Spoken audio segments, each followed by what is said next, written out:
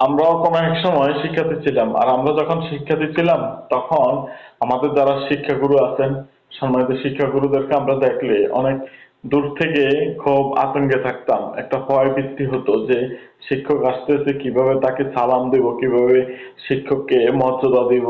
ঠিক আছে? যদি আমরা সাইকেলে থাকতাম নিশ্চয়ই দেখতাম যে সাইকেল থেকে লাফ দিয়ে নেমে যেত। সাইকেলের এমন অবস্থা ছিল যে ব্রেক করায় কন্ট্রোল করতে পারতো না, তারপরও লাফ দিয়ে নেমে যেত।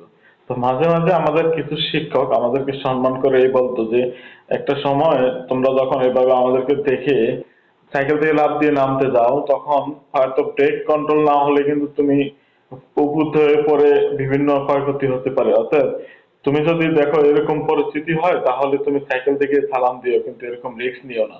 এগুলো হচ্ছে যে শিক্ষকের একটা ভালোবাসা স্টুডেন্টের প্রতি। আর স্টুডেন্টের একটা ভালোবাসাও থাকে, সম্মান থাকে। তা স্টুডেন্ট যখন শিক্ষকদেরকে দেখে তখন একটা ভয় থাকে। ঠিক আছে? তো এখনকার মনে হয় স্টুডেন্টদের মধ্যে এই ভয়টা নাই।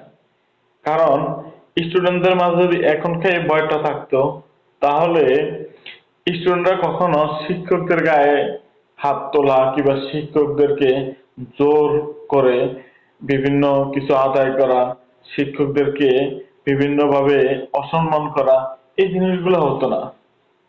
কারণ আমাদের মাঝে আমাদের মাঝে ছোট থেকে বড় পর্যন্ত আমরা যে যতটুকু শিক্ষা গ্রহণ করতে পেরেছি, আমাদের মাঝে কিন্তু এই শিক্ষাটা শিক্ষকরাই দিয়েছে।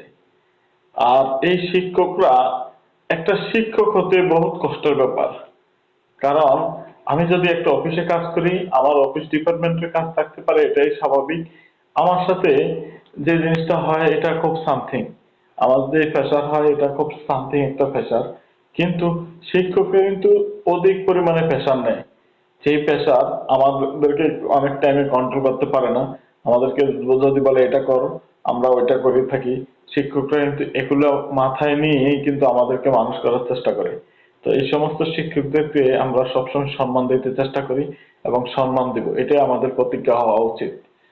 তো ভিডিওটা যে যেখান থেকে দেখেন নিশ্চয়ই ভিডিওটা শেয়ার করবেন।